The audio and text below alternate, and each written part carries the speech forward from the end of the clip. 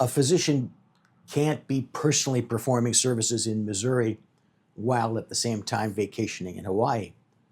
But he can be prosecuted criminally and sued civilly at the same time.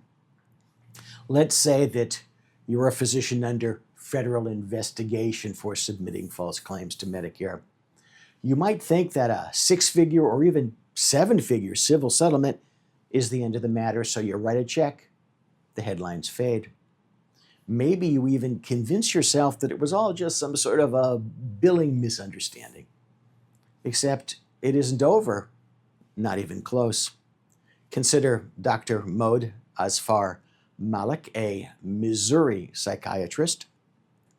According to allegations that were brought by the federal government, Dr. Malik billed Medicare and Medicaid for psychotherapy sessions he didn't actually provide, including ones he claimed to have performed while he was out of state or even out of the U.S.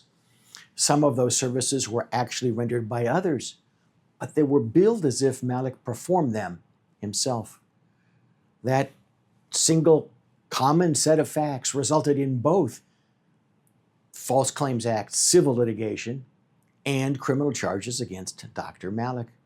In April 2025, in connection with his criminal prosecution, Dr. Malik admitted to submitting claims for personally performed in-person services, which were actually performed by someone else while he, Malik, was away. He also admitted that he submitted a claim to Missouri Medicaid for an initial inpatient hospital visit at a time when he, Malik, was in Hawaii. He admitted billing a private insurance company for an IV ketamine infusion when he was actually out of town. And to make matters worse, the infusion was conducted by a physician whom Dr. Malik knew was under indictment and lacked DEA registration authorizing him to administer controlled substances such as the ketamine. Dr. Malik is set to be sentenced in August. He's already agreed to surrender his DEA registrations.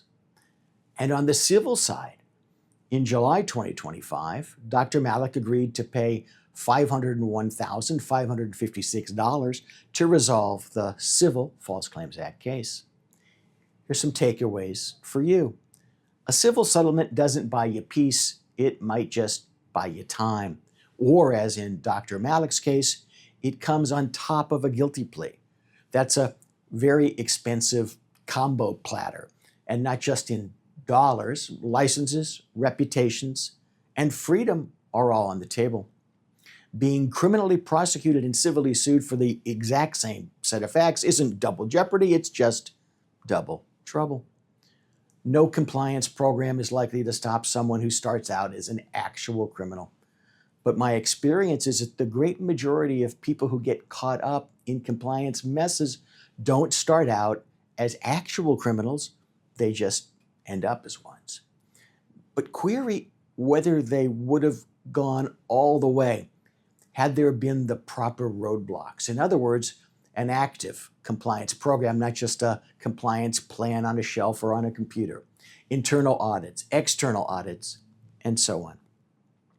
Would they have been nudged back into the good lane? I don't know, but the chances are that when Dr. Malik is sentenced, he'll have some quiet time to think about it.